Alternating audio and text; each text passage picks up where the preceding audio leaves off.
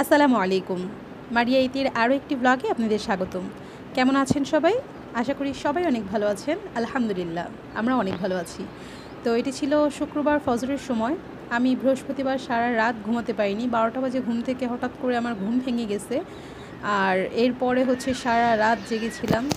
তো মাঝখানে তাহাজ্জুদের নামাজ পড়ে নিয়েছি। এরপর ফজরের সময়টা এত ভালো লাগছিল, ভাবলাম একটু রেকর্ড করে রাখি। আল্লাহর কাছে অনেক চাওয়া পাওয়া ছিল, তো সেগুলো আর কি চেয়ে টেয়ে নিয়েছি। আজকে যেহেতু তাহাজ্জুদ পড়তে পেরেছি, তো নিজেকে খুব ভাগ্যবান মনে হচ্ছে। চেষ্টা করি প্রতিদিন তাহাজ্জুদ পড়ার, কিন্তু আসলে হয় না। মানে চাই, চেষ্টা করি না, আসলে চাই, কিন্তু হয়তো শয়তানের ওয়াসওয়াসাতে হয়ে ওঠে না। খুব কম সময়, অনেক সময় মাসেও একবার পড়া হয়, এই আর কি। তো এখানে সকালের নাস্তা আমি করে নিয়েছি। সকালের নাস্তা করার পরে আমি দুপুরের রান্নারও প্রিপারেশন করে নিয়েছিলাম। তো এখন গিয়ে দুপুরের রান্নাটা বসিয়ে দিয়েছি। প্রথমে এখানে রুই মাছ ভেজে নিচ্ছি। আজকে আমি আমার এই পচা দেখতে কড়াইটাতেই করলাম, কারণ এটা দেখতে পচা হলেও কাজ করতে খুবই ভালো। এটা তো আমি আপনাদের সাথে অনেকবার শেয়ার করেছি। তো মাছটা বেসিক কিছু না, হলুদ মরিচ আর লবণ দিয়ে মাখিয়ে রেখেছিলাম। এখন এটাকে কড়া করে ভেজে নিচ্ছি। মাছ কড়া করে ভাজার পরে ভুনা করলে খেতে খুব বেশি ভালো লাগে হালকা ভাজার চাইতে। তো এখানে আমার মাছ ভাজা শেষ। এখানে আমি করলা ভাজিটা বসিয়ে দিব। আমার গিয়ে অনেকে অনেক চিকন চিকন করে বা পাতলা পাতলা করে করলা ভাজি করে, সেটা আমি অনেক সময় করি, আমার ভালো লাগে। কিন্তু আজকে আমার মনে হচ্ছিল যে মোটা মোটা আলু আর মোটা মোটা করে করলা দিয়ে করলা ভাজিটা খেতে, সাথে চিংড়ি মাছ দিয়ে ভাজি করব। তো এখানে চিংড়ি মাছ আর পেঁয়াজ কাঁচামরিচ সব একসাথে আমি দিয়ে দিয়েছি। এখন এটাকে কিছুক্ষণের জন্য আমি ভেজে নিব। ভেজে নেওয়ার পরে এখানে গিয়ে আমি করলা ভাজিটা দিয়ে দিব। তো আমার এখানে মোটামুটি ভাজা হয়ে গিয়েছে। এখন চিংড়ি মাছটা যেহেতু দিয়েছি, যাতে চিংড়ি মাছে লবণটা ঢুকে, তো এই জন্য আর কি চিংড়ি মাছের জন্য যতটুকু লবণ দেওয়া লাগে আমি ততটুকু দিয়েছি। ভাজির মধ্যে আবার দ্বিতীয়বার দিব। তো এইখানে কি আমি একটু হলুদ গুঁড়ো দিয়ে দিচ্ছি, এতে করে চিংড়ি মাছের একটা সুন্দর কালার আসবে। নাহলে কিন্তু কালারটা একটু কেমন যেন হয়ে যায়, আমার কাছে ভালো লাগে না। হলুদ দিলে চিংড়ি মাছের কালারটা একটু সুন্দর আসে।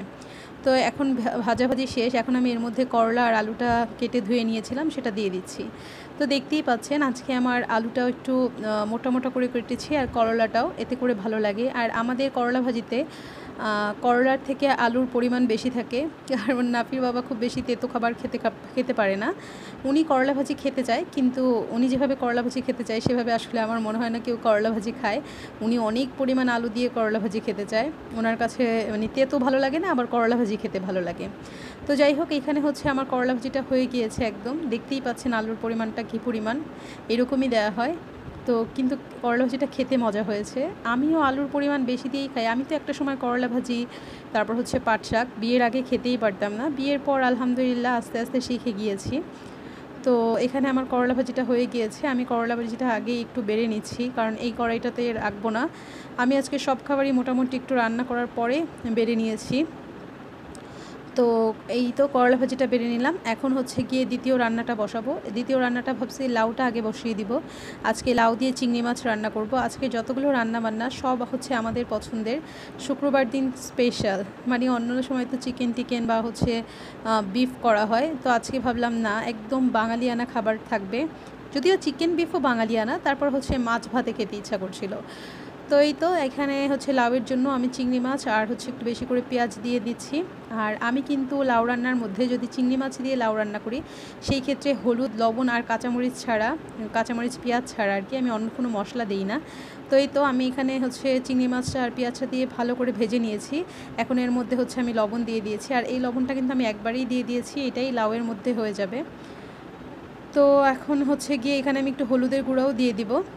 হলুদের গুঁড়ো দিয়েছি 1/3 চা চামচ পরিমাণ, আর লবণ দিয়েছি স্বাদ মতো। তো এখন এটাকে আমি ভালো করে একটু ভেজে নিয়েছি। এখন এর মধ্যে আমি একবারে পানি দিয়ে দিব। পানিটাও আমি একবারেই দিয়ে দিব, কারণ এটাতে আলাদা করে কষানোর কিচ্ছু নাই।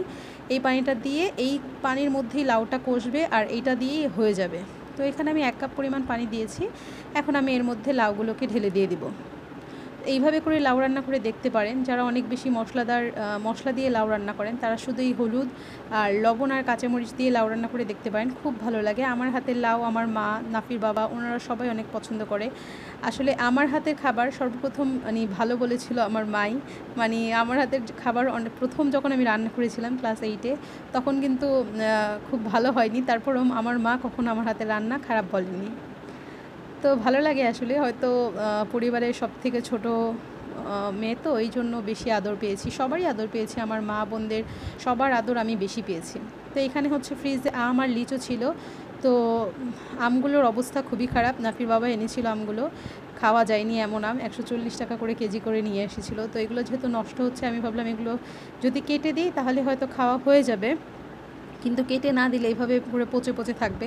তো আম আর লিচু কেটে দিয়েছিলাম, আমটা একদমই খেতে পারিনি, লিচুগুলো খেয়েছিল, 3টাই ছিল লিচু, আর সবগুলো শেষ হয়ে গিয়েছে।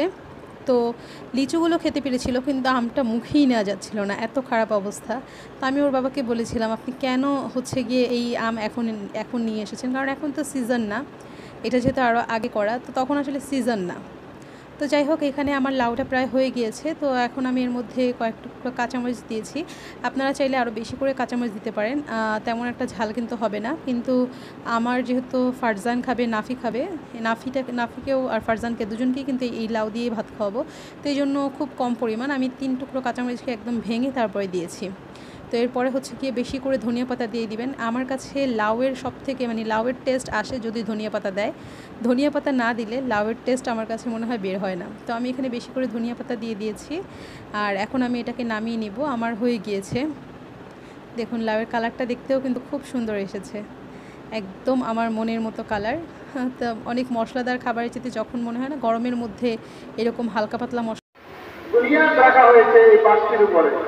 পয়লা ঈমান, ঈমান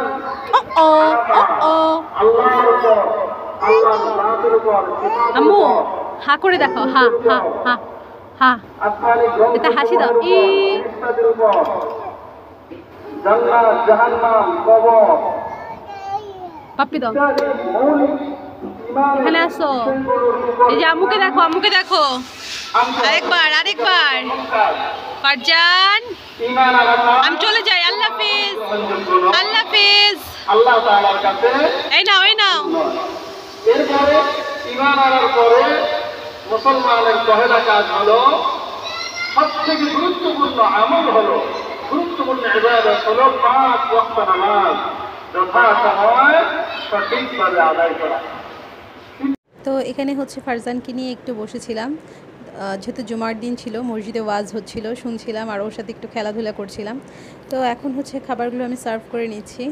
এখানে হচ্ছে করলা ভাজি দিয়ে চিংড়ি মাছ দিয়ে রান্না করেছি, আর তো লাউ চিংড়ি করেছি, আর সাথে তো দেখানো হয়নি কারণ এরপরে ফারজান অনেক ডিস্টার্ব করছিল। তো এখানে হচ্ছে রুই মাছ ভুনা করেছি, একদম লাগা লাগা, যেটা কোনো গ্রেভি খুব একটা ছিল না। আর এখানে বাচ্চাদের জন্য একটু চিকেন করেছিলাম, নাফি খাবে, তো এই জন্য অল্প একটু বেড়ে নিয়েছি, কারণ আজকে চিকেন ওর বাবা বা আমি খাবো না। তো এই তো ছিল আজকের একটা ছোট্টখাটো ব্লগ, আশা করি আপনাদের ভালো লেগেছে। ভালো লাগলে একটি লাইক দিয়ে দিবেন। ভালো থাকবেন সবাই, আল্লাহ হাফেজ, আসসালামু আলাইকুম।